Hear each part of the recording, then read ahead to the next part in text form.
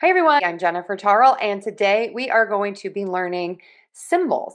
How do you pronounce and what is the vocabulary to describe all of the little symbols on the keyboard and that we see every day? So we are going to start today with brackets and groupings. So we have parentheses, round brackets, square brackets, curly brackets, angle brackets, or chevrons. All right, number one, we have parentheses. Parentheses.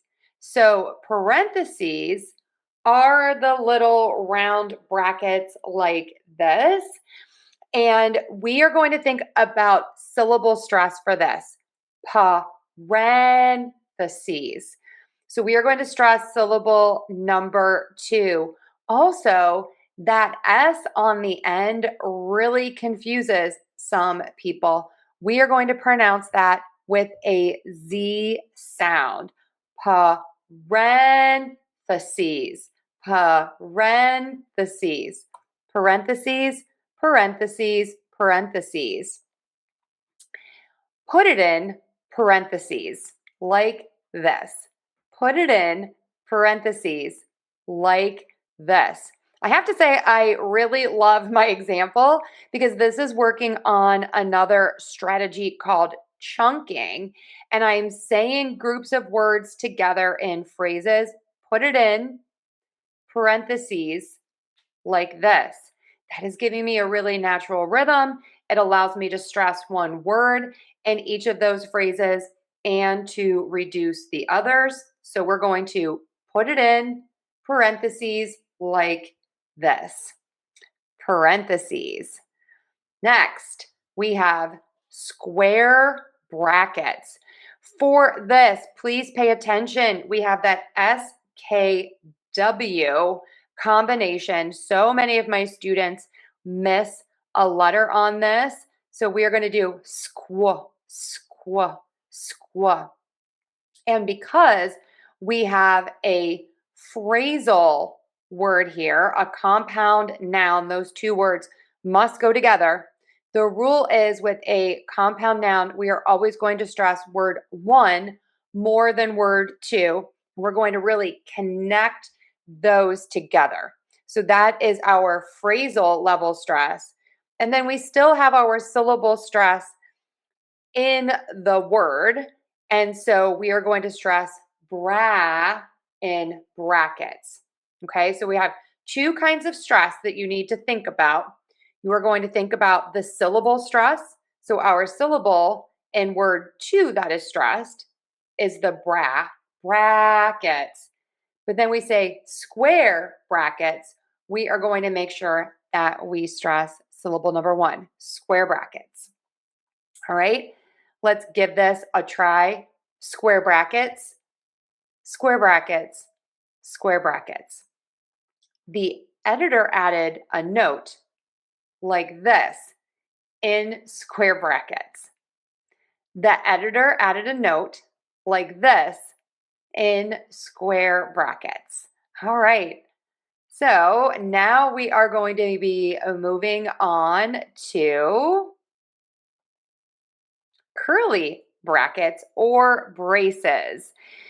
Curly brackets or braces. All right, let's start with braces here.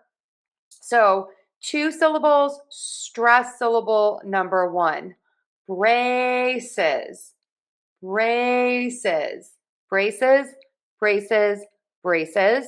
Stress syllable 1, bray, and don't forget the Z in syllable number 2, braces. For curly brackets, we have a great stress pattern here. Stress, unstress, stress, unstress. Curly brackets, curly brackets. So we have curl, and you want to make sure for that square tense lips, and your tongue does not touch the teeth, the tip of the tongue. Also, think about making that R really long and really strong. That helps a lot of my students because R in American English tends to be longer and smoother than I hear from people who speak different languages from India. They tend to use more of a flap R. I also hear that flap R from many of my students in Japan as well. And then there's some confusion with many other language backgrounds for the R. So long and strong for that We have another R in BRACK. So again, long and strong. And then for that L, touch the tip of the tongue to the back of the top front teeth for that L.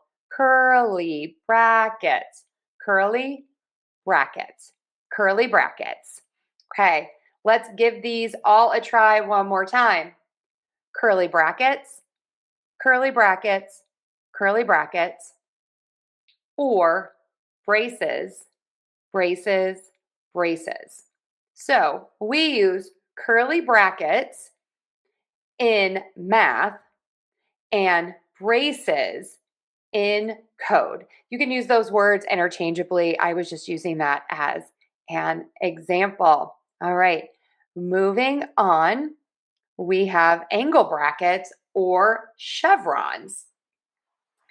So we have that same stress pattern again, angle brackets. So high, low, long, short, angle brackets. And then we are going to stress syllable number 1 in chevrons, chevrons, chevrons, chevrons, chevrons. Yes, and in that Z sound, we typically say a Z sound when we have the plural and the root word ends with an N sound. Okay, so let's try angle brackets, angle brackets, angle brackets, angle brackets, angle brackets. Just as a reminder, angle is getting more of the stress here with angle brackets. And then we have chevrons. Yes, an SH sound, even though it's spelled with a CH. Chevrons, chevrons, chevrons. So in HTML, we use angle brackets for the title and chevron brackets for the page title. All right. Okay, how's everybody doing? We have a lot of symbols there that we just learned. So let's go back to the beginning and practice one more time before we move on. Parentheses, round brackets, square brackets,